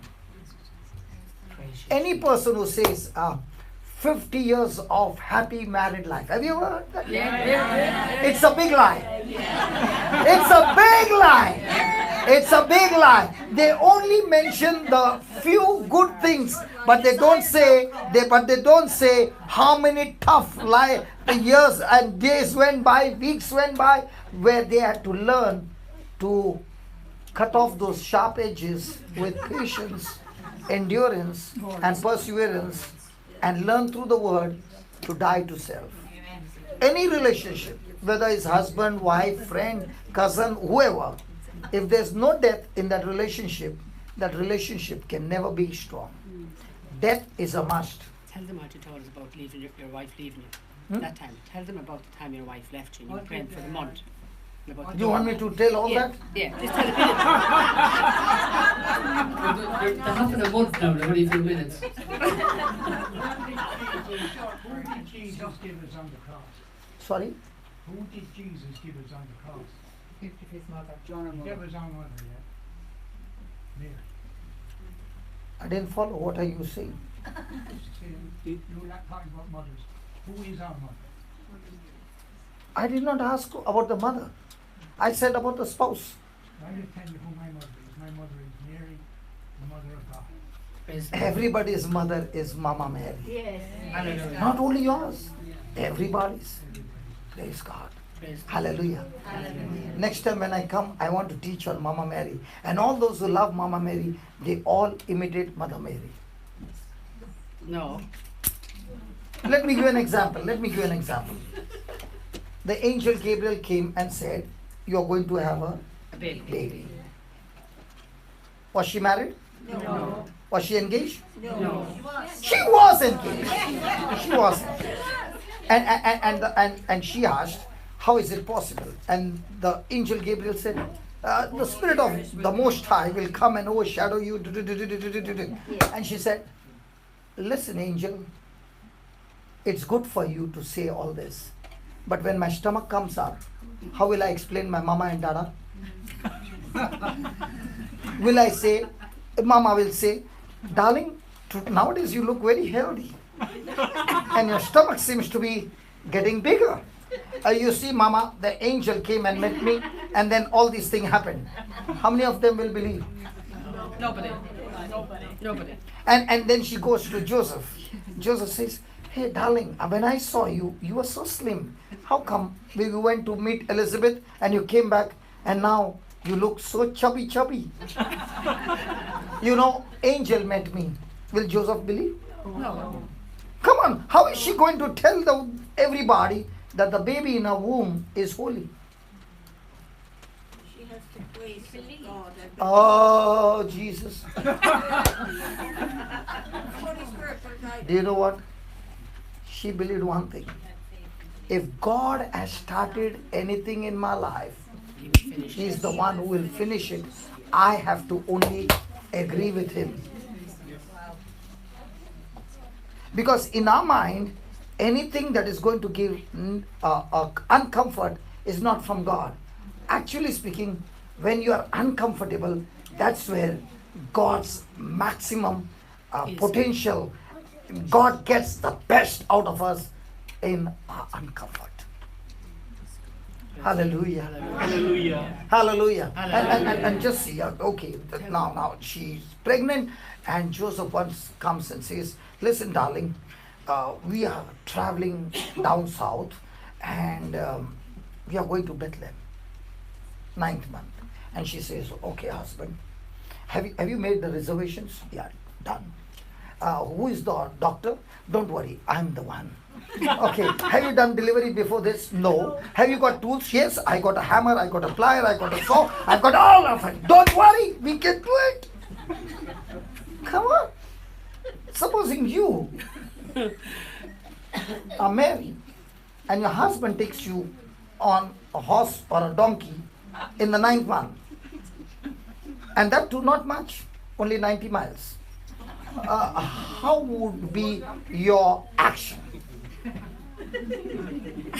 Now the driver is in front and you are sitting on that donkey. What would be your conversation? Because it was his plan, not yours. So what would the wife talk to the husband?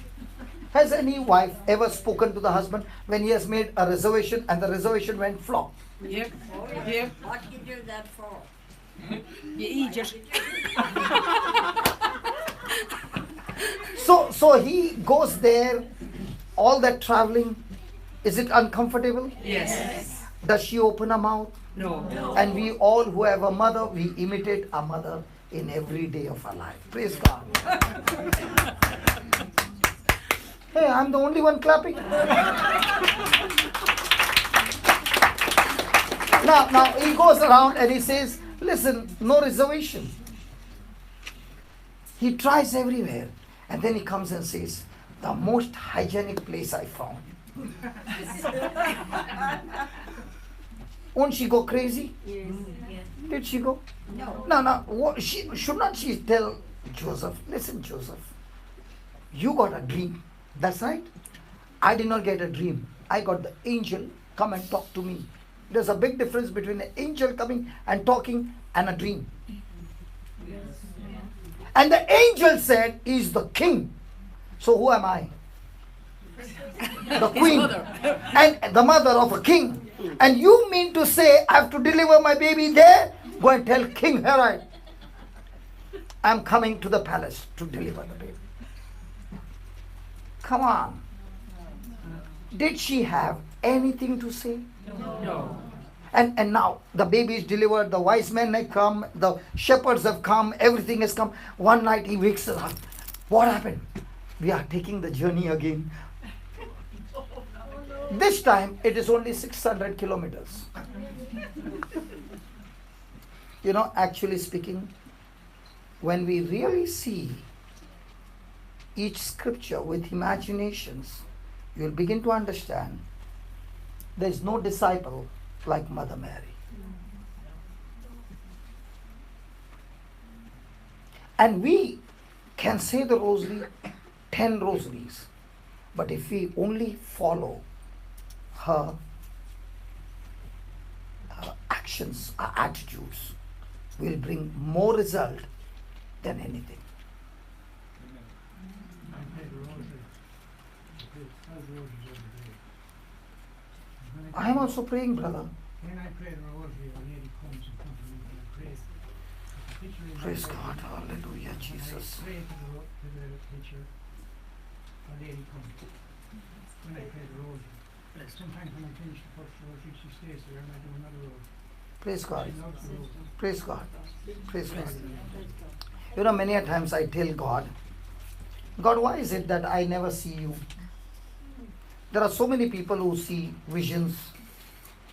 I was in one of the retreat, you know, we go to Kerala and there the priest will call out names. And I was so excited that he will call out my name. In my early days, okay, not now, I was fasting for 7 days, did not eat a grain of rice. And those who, and we had gone with a big group, those whose names were called, no, their chest was coming out this much. My name is called. And when our names were not called, we were looking like the worst sinners there. And on the last day, 6 days are gone, and I'm crying, God, tomorrow, please call my name. 7th day, the last mass, the priest calls out, there's a person by the name John Stan.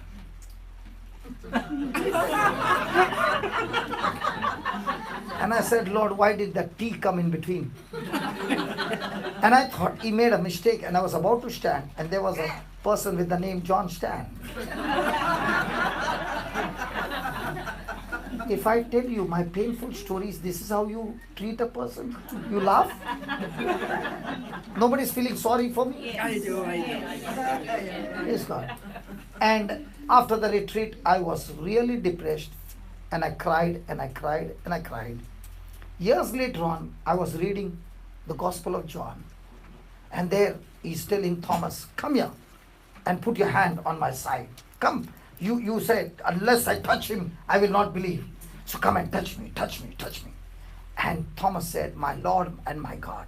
And Jesus turned and said, hey Thomas, you believe me because you have seen me. Blessed are those whose names are not called. Blessed are those who have not seen me. Blessed are those who have not got vision.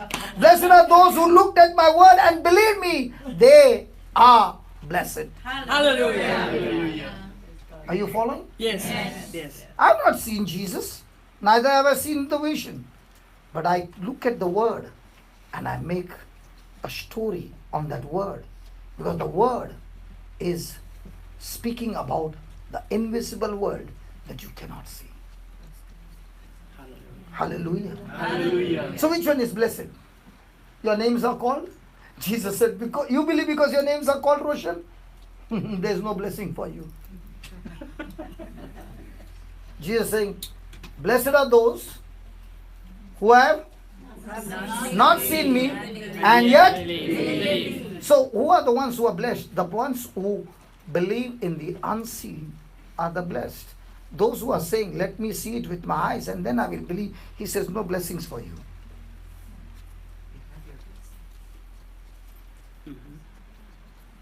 Can we continue? Yes. So do we come? Tell them about leaving the wife first. She's not leaving me. I tried to shift the topic. She comes back and tells me, tell me about your wife. Tell him that story. Okay. I was a very, very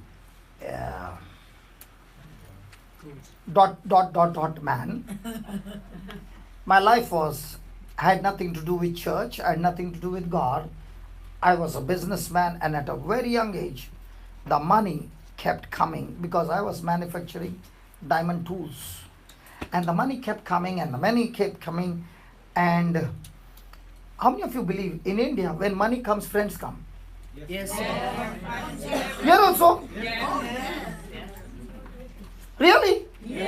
And they come and they teach you how to spend the money quickly. Come on. They teach you things that you had never known before. Yes. And they're called fair weather friends. The mama, she has got all the knowledge. She has got the knowledge in the Bible. She has got the knowledge on the other side as well. God bless you. Thank you. He's saying, thank you, brother. Speak, speak. Okay. So I would go to church because she would take me to church. Okay. And I would not go inside. See, your churches are empty. Our churches are so full that we don't have place. So we have to stand outside. Okay. And I would love to stay outside. And there used to be a graveyard, and there would be a black stone, and all like me sitting outside. And if you want to see the latest dress pattern, then you have to come to my parish. You can see a cut here, cut there, and all that. And after sitting, the cut opens, then they will pull down. You didn't follow? No. How do I explain that? The Indians followed, the Irish people did not follow. No. The dress have got a lot of cuts and very short. Oh. After you sit, it becomes more short. Okay. Then they come inside the church and then they Keep push. pull it down. Because while wearing it, they can't understand. After coming to church, then they realize it's too short. Okay. So I would sit outside to see that.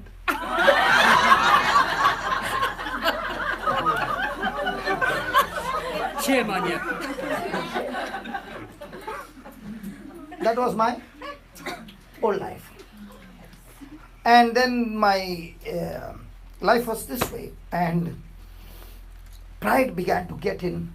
And one day, my dad told me this is not the time to come home because I used to come very late. And I said to my dad, what you earn in 1 month, I earn that much within few hours. So I've decided to leave the house like the prodigal son, took my bag, walked out of the house. From the day I walked out of the house, something happened in my life that whatever I did now went into a total destruction. And I lost everything. When I lost everything, there was no house to stay, there was no food to eat, and I got into a mess. And now there was so much to be paid. Not knowing what to do, I went into extreme depression. Depression took over in such a way that I lost my memory. And in spite of all this, my wife was always there. Then when I lost my memory, I became like an animal. That anybody would come close to me in self-defense, I would bite them till they would bleed. So nobody would come close to me. I don't do that now. Some of you are looking at me like this. That was my past. It's okay. She already got the bottle in self-defense. Okay. Then I was taken to a place. Where this word of God was being preached, and that's where I got my healing. And the word of God changed my life. And now came the journey with the word of God. The word of God became so strong, and now I had already started teaching the word of God many places, but I was extreme strong in the word. This is what the word said. This is how it should be. Do you understand? So there was no peace at home. I was extreme on this side. Now I became extreme on this side. So one day, out of anger, I said, this is my house. If you want to stay here, you just listen to what I say. Otherwise, get out! And I thought I will put some fear, and when you put some fear, she will. Bow. She did not say a word. 5 months went by. The exams got over. And the day the exams got over, I saw her packing the bag. And I said, what are you doing? And she said, I'm going. I said, where? You told me this is your house. If you want, you stay. You obey. Otherwise, get out. So I've decided to go with the children. And I said, no, that is out of anger, I said. She said, listen, preacher, life and death is in the power of the tongue, and you shall eat its fruit. Then I said, listen, hold on. When I was living in the clubs, you did not leave me. Now I'm a changed person. I don't go there. I don't do those things. I'm only doing is preaching the word of God and looking after the factory. I'm doing everything. Why do you go? She said, now you're more dangerous than before. I said, what do you mean I'm more dangerous than before? She said, when you were doing wrong, you knew you were wrong. Now you're wrong and you don't know you're wrong. When you know you're wrong, a day will come you will repent. When you don't know you're wrong, you will be deceived all your life and you will live a miserable life. So for your sake that you come to your senses, I'm leaving you, not to divorce you, not to separate from you, but for you to come to your senses. So I'm going and I'm waiting till you change. Praise God.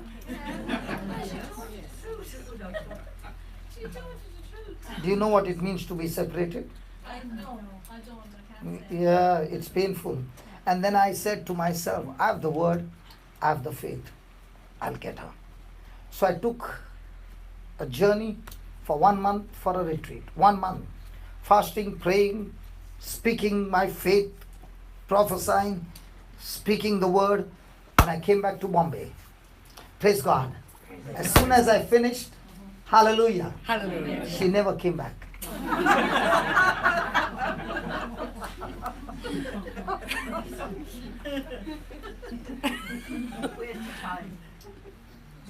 It was not waste of time, sister.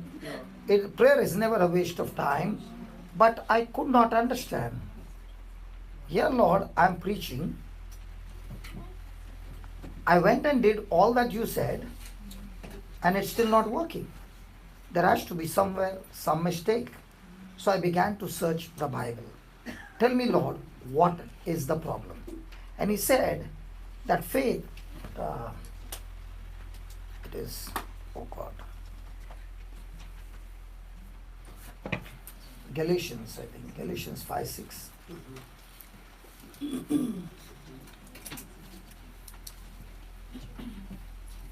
Is it Galatians?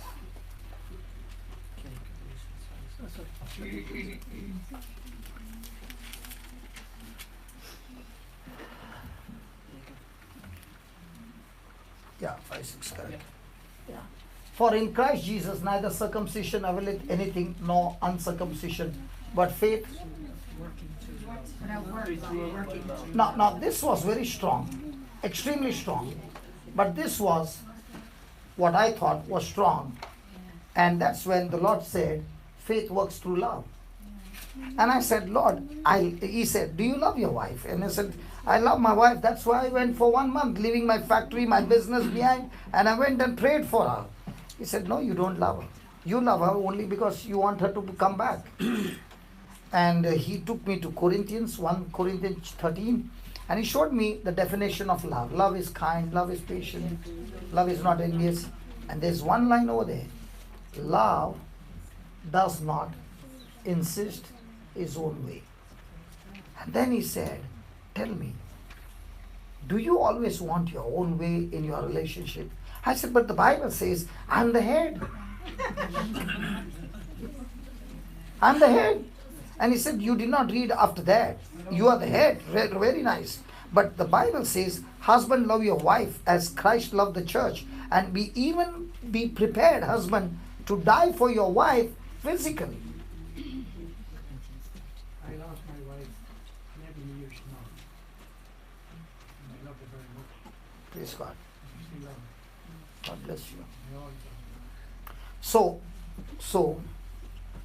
I said, Lord, I love my wife. He said, no, you don't love your wife.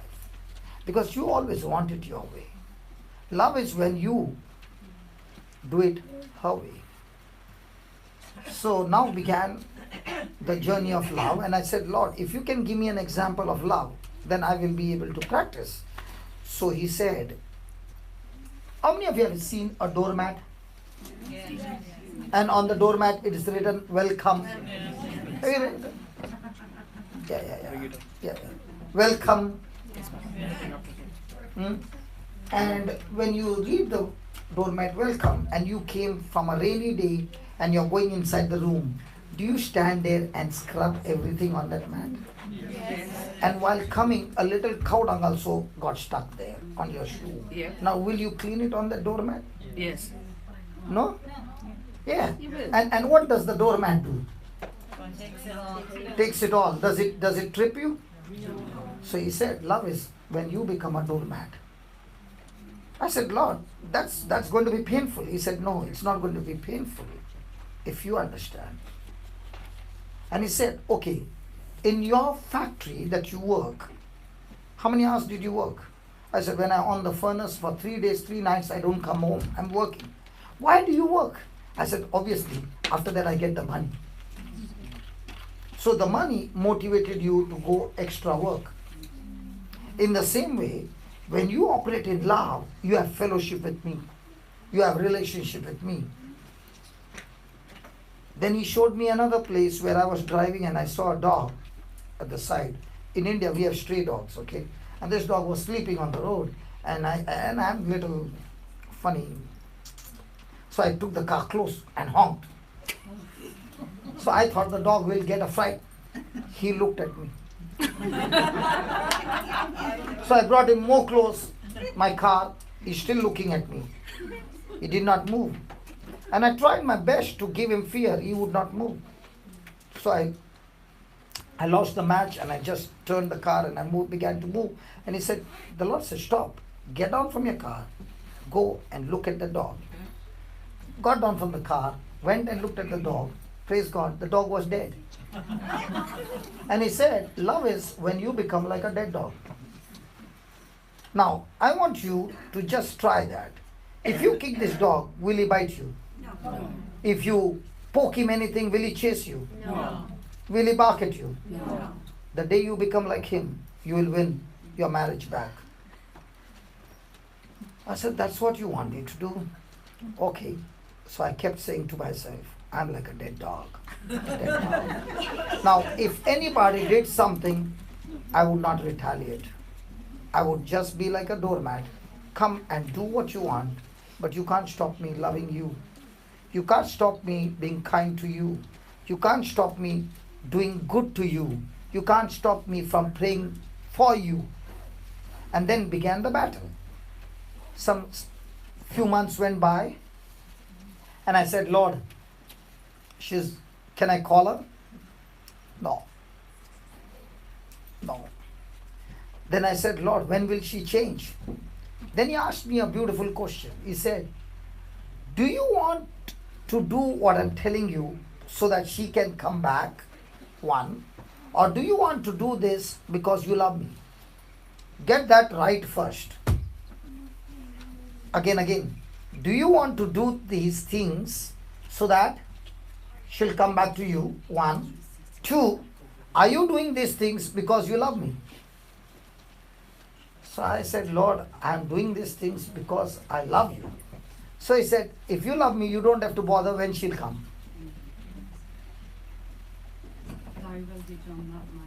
Yeah, at that time, it doesn't, everything is ringing, sister. It's not easy. And then when I let go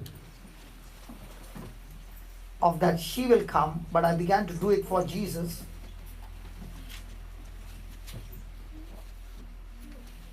When I began to do it for Jesus, all of a sudden one day she called me and she said, I am moving from my mother's house and I'm thinking of taking a place on rent. Dun, dun, dun. I came to know mummy and daughter, some friction would have taken place. Without that, she will not go. Come on. And I'm about to open my mouth and say, come back.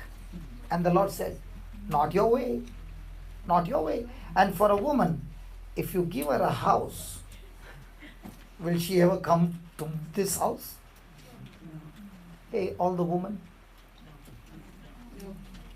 For the woman, the biggest dream is my own home.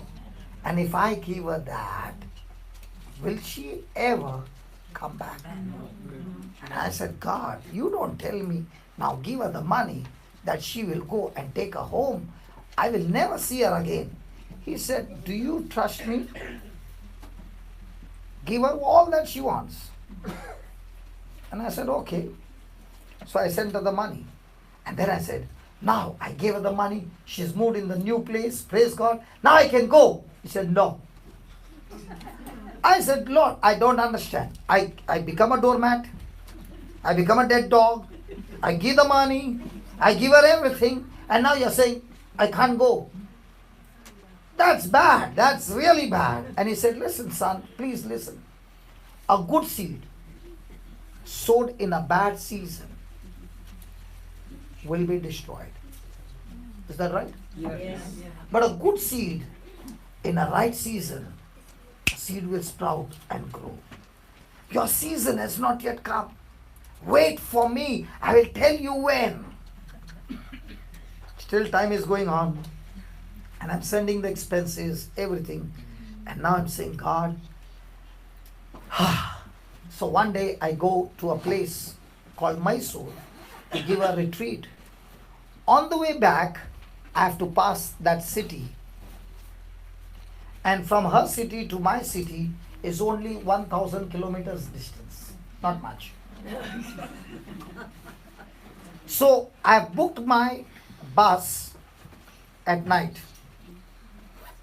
And in the evening when I reached that city, I just gave her a call and I said, I'm just passing by. Can we meet somewhere out? And she said, why don't you come home? I said, Lord, what do you think? Right season. Hallelujah. Hallelujah. So when I went in, it was like I'm going to a stranger's house. The hurts are still there. The atmosphere is still extremely negative. And I'm sitting there, hardly any talk going on. And she said, would you like to have dinner with us? I said, yes. After a long time eating my wife's cooked food, and I enjoyed it. And now when I finished my dinner and I'm picking up my bag to go, she says, if possible, can you stay tonight?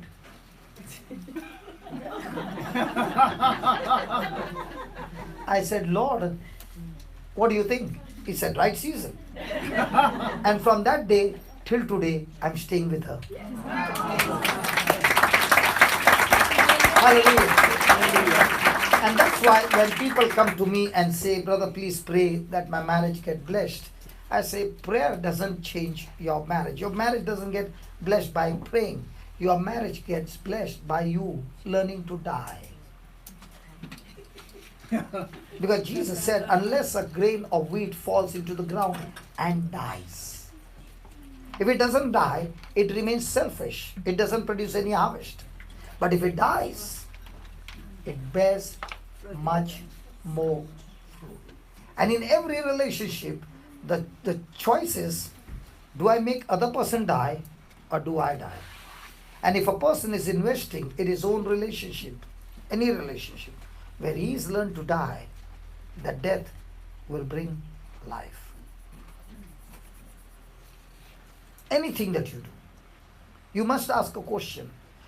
Do I want to fulfill my desire or do I fulfill the Lord's desire?